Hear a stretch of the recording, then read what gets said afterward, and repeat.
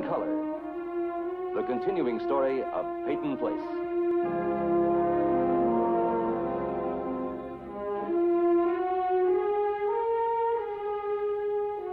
Starring Dorothy Malone as Constance Mackenzie, Ed Nelson as Michael Rossi, Ryan O'Neal as Rodney Harrington, Barbara Parkins as Betty Anderson, Tim O'Connor as Elliot Carson, Christopher Connolly as Norman Harrington, Patricia Morrow as Rita Harrington, James Douglas as Stephen Cord.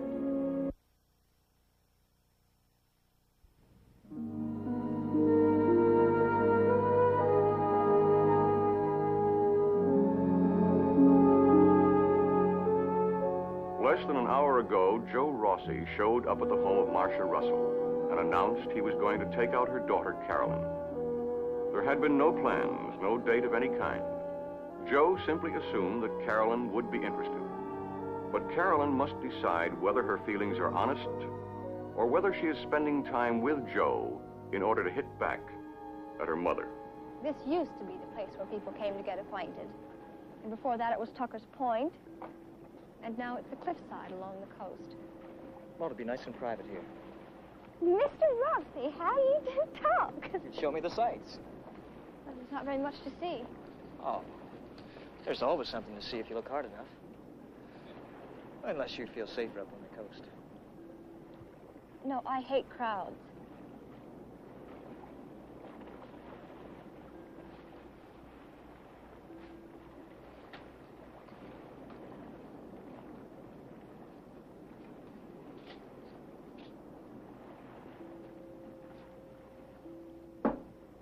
This is the deck, and that's the stern. The stern. And, of course, that's the bow. Fascinating.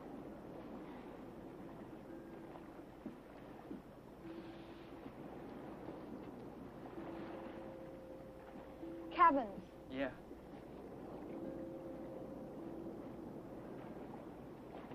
All's ashore who's going ashore. All ashore who's going ashore.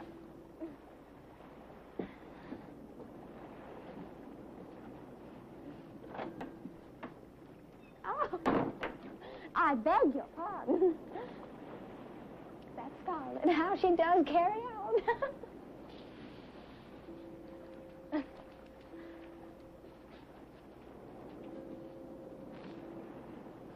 I'm more interested in you.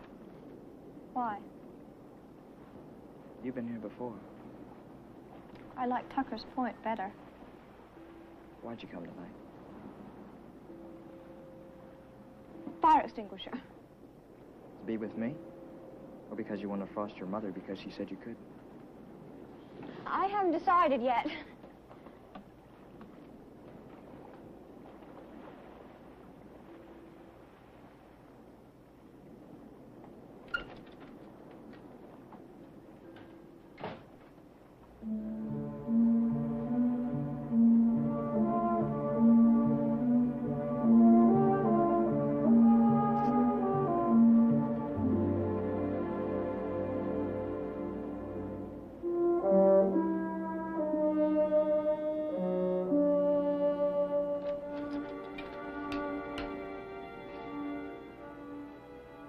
You know your mother's probably got icicles down on her knees. And you're here with me.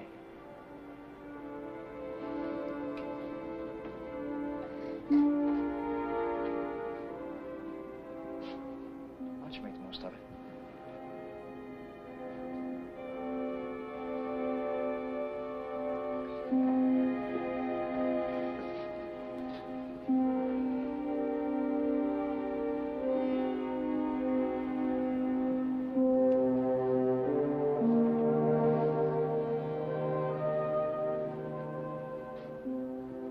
That's a good start.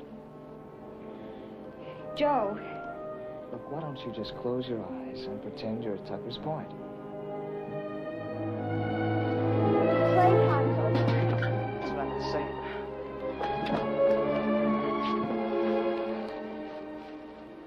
Take me home, Joe. You know, you're going to come up with a corny line like that. I'm just going to have to say we just got here. I mean it. Well, so do I. Now, right now.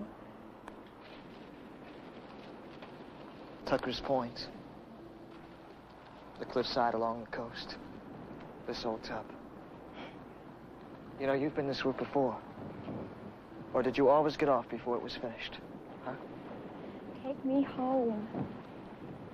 You know, you knew what I was doing when I stopped the car. And you knew what you were doing when you didn't tell me to keep driving.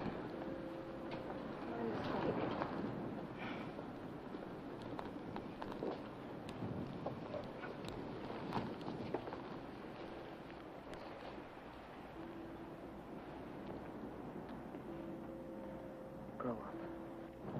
Not tonight. You know, you're gonna get a little education. 1, get off the boat unless you want to get rocked. I'll try to remember that. 2, I'm done with holding hands and spin the bottle. You want that? Try the local sandbox. Local sandbox, right. 3, I dig you.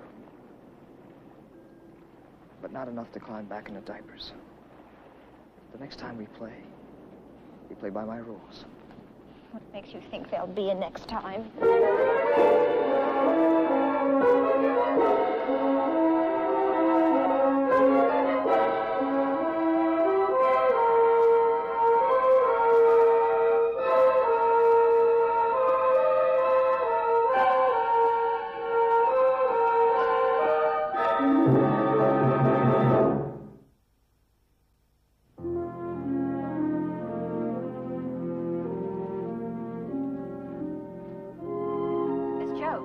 On line 22.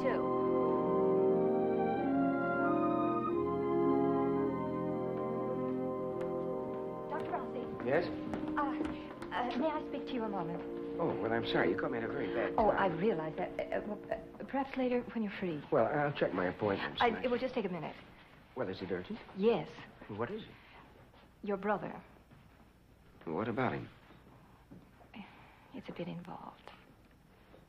Could you be brief? I have an emergency breaking now. Yes, of course. I'll come right to the point. Yes, please. What is your name? Russell, Marcia Russell. I'm Carolyn's mother. Well, I'm sorry. You seem to think that I should know who Carolyn is. Your brother is going out with my daughter. Oh, I hadn't heard. She must be very attractive. Yes, she is. She's very attractive. She's very sweet. She's very innocent. She seems ideal. Yes. And I want very much for her to stay that way. Well, it doesn't take much for me to assume that this is where the conversation shifts to my brother. Please come over here. Dr. Fielding, call Sit down, emergency. Miss Russell. Dr. Fielding, call emergency. Now, what exactly is the problem? Your brother is forcing himself on her. You mean your daughter's going out with him against her will? Well, not exactly. Then it must be against your will. Yes, yes. Does she want to go out with him? Of course she does. On the surface, he's very cool. He's very hip. Carolyn doesn't search much deeper than that. Well, perhaps she doesn't have to search much deeper than that. Oh, come, Doctor, you surprise me. Your brother's reputation has been one of the best pieces of back fence gossip. Back fence? Yes, back fence. Well, no need for me to deny that, is there? You see, maybe that makes me naturally defensive about Joe, but he got himself in a lot of trouble when he was a kid, but it's all in the past. He seems to be trying to straighten himself out. Doctor, I can see what a problem this is to you, but that's why I'm here. I know we can work this out. Well, what do you recommend? I want you to tell him to leave her alone. I'm sorry, Miss Russell. That seems to be where we get hung up. You see, Carolyn's your daughter. Joe's my brother. He's not my son. I mean, I can't tell him where to go, who to see, who not to see. Well, surely you have some influence over him. Frankly, I have very little. Well, I can see how disappointed you are, and I'm sorry. Doctor, I came to you because I'm desperate. I can't run my brother's life. Is that final? I don't like to use that word. Most doctors do. I'm sorry, I have some x-rays to look at. I'm sure you do. Goodbye, Doctor. Miss Russell.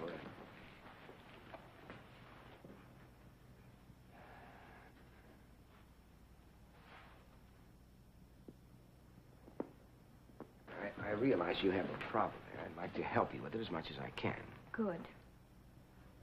My daughter is... Young. Yes, young. She's too young. And your brother is... He's old. He wants too much. Oh? I'm afraid so. Well, what exactly has he done? I don't really know. But I know how the machinery of a man's mind works. Well, that gives you a definite advantage, doesn't it? Because I don't know how the machinery of a woman's mind works. Well, Doctor, I don't know what else there is to say. I'm sorry I took up your time.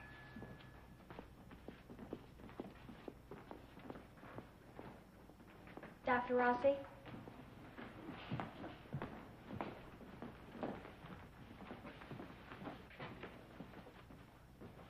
Hello? I'm sorry to disturb you, Mike. Can you get over here right away? Where are you? The house. Well, what is it? Somebody wants it. Well, that's wonderful. This woman's coming back soon, and I'd like you here to help me decide. I just can't trust my own judgment. Eli, listen, I don't know if I can make it right away. Please, Mike, this is important. All right, look, if things go all right here, I may be able to make it in the next half hour or so. Good. I'll stall her. Okay.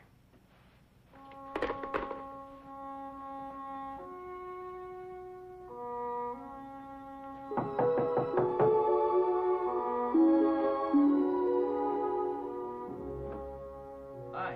Try the animal center. I'm housebroken. Good for you. Look, Joe, I don't want that or anything else you have to offer. Well, it's not for you. It's for my daughter. Our daughter.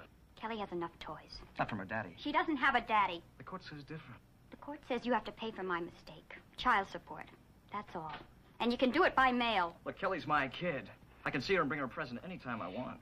Well, she's not here. What'd you do, farm her out already? Get up. Look, I'm trying to act like a father. I thought I could handle this, Reverend. I thought you could, too. Why don't you put in a swinging door? If I did, Joe, it would swing one way. Out. You know, you don't look much like the cleaning lady. Then again, you don't look like the moving man either. I'm ready. Well, that's saying goodbye? Goodbye, Joe. Look, I gotta know where to send the money for Kelly. I mean, you wouldn't want to miss those weekly checks, would you, Mommy? Let go of her. Why don't you run out and buy a calendar, preacher? This isn't Sunday. The meek don't inherit the earth. Haven't you noticed? The world's changing. We jump right in the middle of things now, whether it's Sunday or not. They're Kelly's things, Mr. Rossi. Now, you can start acting like a father by taking them down to my car. It's the station wagon behind the boarding house. Bill? Where's she going? Miss Smith and her baby will be staying with Mrs. Winter and me for a while.